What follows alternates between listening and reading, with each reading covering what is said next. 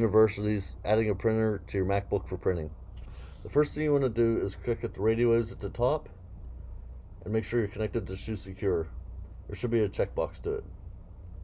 Once you're done with that, click on System Preferences, select Printers and Scanners, click the little plus, and then find the printer you're printing to. Most printers on campus, if not all, are labeled.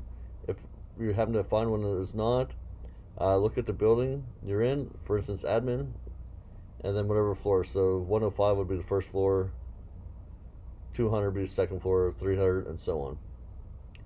So right now what we're going to do is just add the Reeves library ones. So we're going to scroll the whole way down, find Reeves,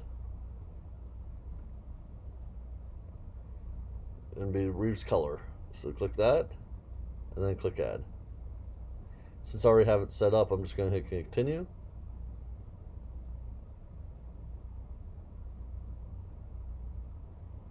And that's it. Now when you go to print the printer the first time, it's going to prompt you for a username and password. Make sure you check the username and make sure that's set for your Seton Hill username, not your computer name, and then your Seton Hill password. After that, just click print like normal, and it should print for you. If you got a message for hold for authentication during printing, you'll click the little resume button and then try re-entering your password. Again, if you enter your password incorrect 3 times, it's going to lock you out.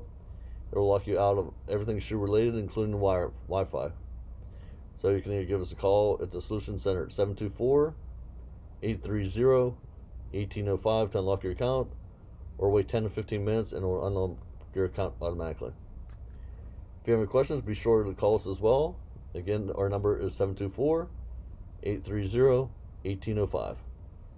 Welcome to campus and have a great day.